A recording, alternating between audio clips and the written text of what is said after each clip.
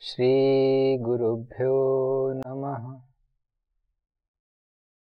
Welcome everyone in this conversation as we do every day. And as we were moving in this scripture, and I thought that we would discuss a different form of conversation today. And the way is that we would move towards different types of works that are described in the scripture. And as we move today, the first thing I want to discuss with you, that I want to present in front of you, is this little verse, this little message of our Vedas, of our scriptures, in which our Vedas say, Dehi me dadamite. I mean, the Vedas says that you give me and I'd give you. And what does this thing stand for? Before starting this scripture, I want to train your mind, your feelings towards this verse. Because we need some medium, we need some sort of thing to direct ourselves. And if we are not directed, to redirect ourselves to the path of goodness, to the path of reality. And this verse somewhere links us with the path, attaches us with reality. That what is it? What is it like living on this planet? Because everywhere we'd see that people are rushing for themselves. Everywhere, most of the people, not everyone, because everywhere we'd observe exceptions. But goodness should never become exception. Goodness should become example. But that is a lack. That is a thing that is lacking in today's nature, in today's environment. So, one statement of Vedas, of our scriptures, could turn the entire devastated life of a person upside down and make him a good person again. And if we say, when we are moving and forward towards doing something, every intricate pattern of the medium helps us. And so this statement of the Vedas, this teaching of the Vedas helps us a lot. It says that if you give me something, I'll give you many things. We could understand it in a better way when we see it like a farmer sows some seed in his field. And as a result, the field gives him so many surplus. Okay? That's how this nature works. Whatever we hurl in this nature, whatever we give to this nature, we not only get the same amount, we get surplus amount of the same object that we gave to this nature. And when I say nature, I want to say that every component of nature, including human beings. So we should always take in mind that what type of emotions, what type of feelings are we generating in ourselves towards anyone, for anyone, and how are we expressing our feelings in front of a person mentioned. So if we are maintaining our composure and we act in front of a person in a balanced way, then it's completely true that he would be a good person towards ourselves, towards us. He'd behave in the right way that we behave. It's completely understandable thing. Okay? So when you behave in this way, you get the right behavior of the person for yourself. And if you'd not get it. So many people, almost all people, everyone understands this. Everyone accepts this thing that he should be treated well. But how about thinking it this way? Am I treating the person in front of me the way I need to be treated? This is a question many times I see in this world whenever I get an opportunity to see whenever I see people, whenever it comes in front of my eyes, in front of my vision, and you might also be watching, you might also have experienced that how this person wants everything good for himself, but sometimes, most of the times, forgets that is the right way to behave with the person that is in front of me. So when this person understands that, when every person would understand the responsibility of his voice, okay? So whatever we do in our lives, all our behaviors are expressed in form of our voice, most of the behaviors. So if our voice is good, if our voice towards people around us is good, is friendly, is sociable, is amicable, then we ourselves will also feel contentment in ourselves. This is a divine thing. Having a spiritual life doesn't mean that you only remain flanked by scriptures, you always remain entangled with divine scriptures and read them. Living a spiritual life in greater purpose, in greater sense, means how much teaching are you living in your life? The scriptures, this entire spirituality teaches you many things, but at the end of the day, the only thing that matters is how much you devoted your life to absorb, to understand, and to work upon those teachings in your life. So unless you do that, there is no importance of your hearing anything, of your listening to anything, or your reading anything. There are numerous books, innumerable books are available everywhere, good books that are essential for diverting a bad life, any sort of badness that is in us. And if we're reading that book, what is the purpose? Always we should understand, we should always keep in mind that whatever work I'm doing, what is the purpose of this work? Right now, the time now, I am offering you some lectures, offering you some spiritual talk. We are like in a conversation mood, and we are talking about spirituality. So I must think to myself that what is the purpose of me standing in here and offering some sort of talk in front of people. And the people in front of me, the hearers, should also understand, should also maintain this knowledge in themselves that what is the purpose of them listening to whatever is being said here. And when every person understands this, when every person understands the purpose of his doing, of what he is doing, then his life becomes a great life. Many times we see we are fidgeting in this world. We are just, we have jutted ourselves out in this world, but we don't quite know that what is our purpose. For what purpose am I doing this thing right at the moment and right now? So most of our times go away just doing useless things and unproductivity.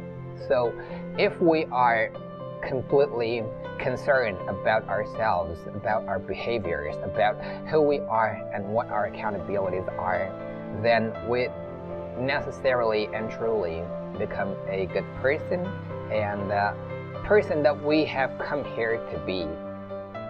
Because this, as I always say, this unique moment, unique chance that we are in this body. And if remaining in this body, we're not fulfilling our dreams, our aims, every person is gifted with some sort of creative powers, some sort of skills. Understand that, decipher that skill in you, and work on that. Every person has a purpose in life. Doesn't matter which way it leads him to. Only one thing that requires to be understood and requires to be cared upon is you should not take your foot, you should not take your walk towards bad things. And if your work is anyhow helping someone, is maintaining the balance of this nature and uplifting you and your life, that work is good. So always maintain this thing in life and always work, because life's ultimate thing is work. Nothing can be fulfilled unless you work upon something, because dreams cannot make reality. Dreams make pictures in your mind, and to fulfill that picturesque picture in your mind, you need to work on that. So our imagination creates so beautiful things in front of us, but the ultimate thing, the ultimacy of that picture only comes when we are working on that thing, when we are working to make that picture, beautiful picture, and that we have imagined in our mind to be realistic. And the conversation that we started today started from this verse, from this statement of Vedas, Dehi me tadamite. I mean, whatever you give in this nature, the same amount, not the same amount, but you get innumerable amount of that thing back, whether it be good thing or bad thing. So you can never run away from whatever you do in your life. It's a great teaching, and we should always understand this, and we should always sort of believe this, because this statement is never, look, these Vedas are speaking something. Are Vedas gonna have any type of profit with these words? No.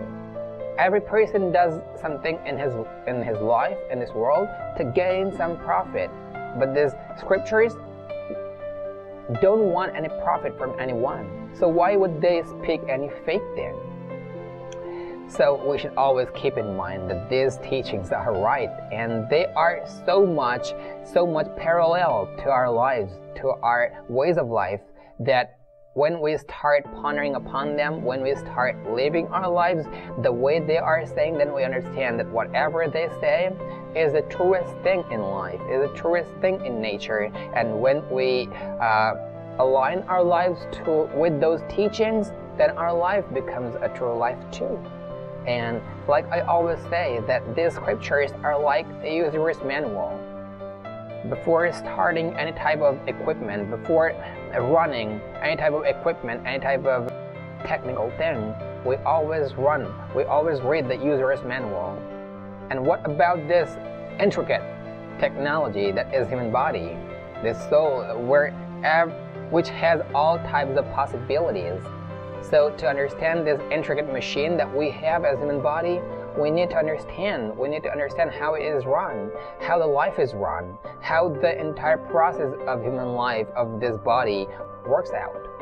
So to understand that, the scriptures play a vital role in our lives. And they are, as I say, they are the user's manual. So every person, irrespective of race, caste, culture, creed, religion, country, and whatever the boundary lines are, irrespective of that, of all these things, the scriptures are made only for human beings. And every person has equal right to read them, to understand them, and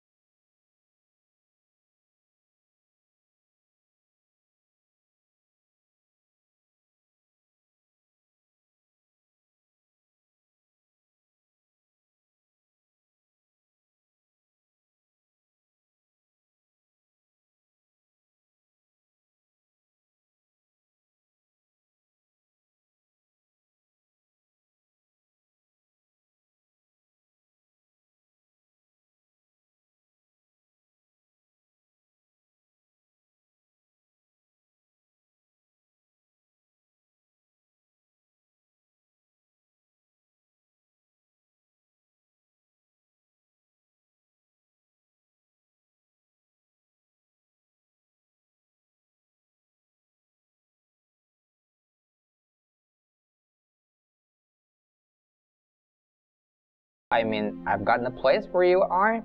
Now, eventually, ultimately, Sri Rama would come here and take you away from here. So it is said, and there somehow he is caught by Ravana's eldest son. And when he is brought in front of Ravana, he is just imprisoned. He is snared by some sort of anything, whatever that is. But he had a boon. He had gotten a boon that nothing in this world could ever entangle him, could ever iron him. So he frees himself from there, and from here we could get a view that when a person is an awakened person, when a person is spiritually awakened, when a person understands, deals with his life in a good manner and follows all the path of truth, all the parts of truth in his life, then no badness could ever touch him, let alone bind him. So he can never be entangled. He can never be shackled by any sort of iron. But the sons and soldiers of Ravana snare him and shackle him, but he easily manages to overcome that, and he flies away from there. And it is said that he sets the entire empire of Ravana into fire. So now, with this entire empire burning, and this Hanumana going away from there and showing the power of truth, he also says that, look, Ravana, I came here to make a proposal to you.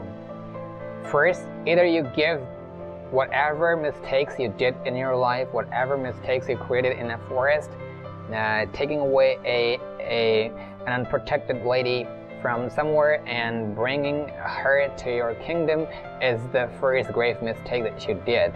And now if you take her to Sri Rama and give her and take the accountability that you did something wrong, Sri Rama is a generous person. He would forgive you.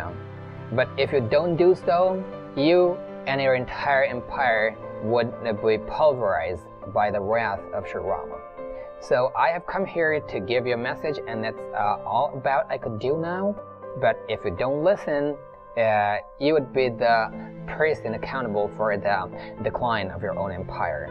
But when a person remains in ego, when a person remains in his snobbishness, then he never actually would see, oftentimes we'd see, that person during that time would not listen to anyone, any good thing.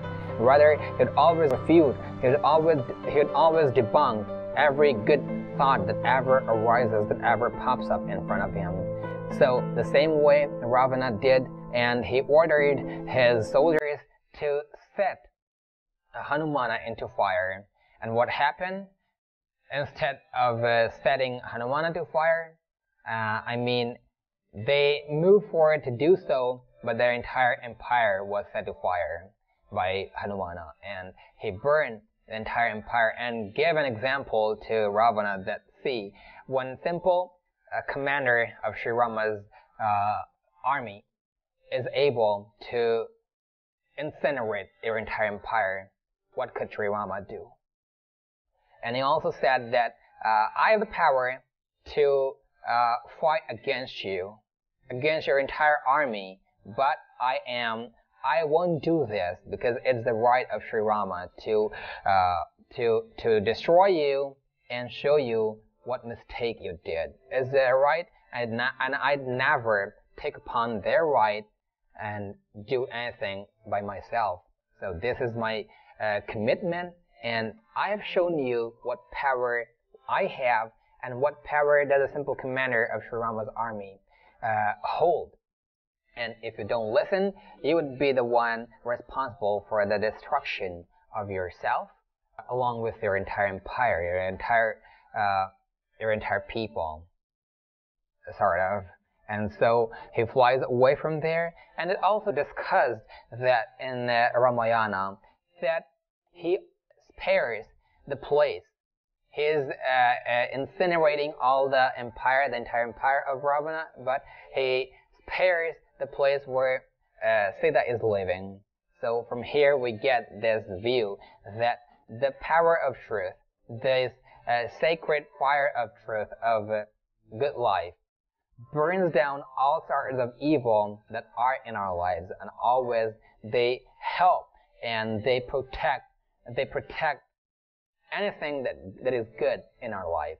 So when this power of truthfulness, when this power of spirituality, when the power of goodness arises in our life, all these bad things, all the bad things in our life get burned down, and we, with our good feelings, good emotions, good life, good perceptions, and good behavior. This is spirituality. When every part of life is good, this is the dense form of spirituality. Spirituality is nothing but making yourself a good person. So when we are doing so, when we are walking on the path to do so, then all our bad things get burned down, and all our good things, good feelings, good parts of our life get saved, like Hanumana did and demonstrated in the scripture. So the scriptures always tell us that how we should live our lives, how we should take the examples from the scriptures and work upon our lives inclined, making our lives parallel towards the teachings of the scriptures. So today we end our conversation here, and the next conversation would come again to discuss some of the good knowledges, good teachings of the scripture, and take care of yourself and maintain the best life. Thank you.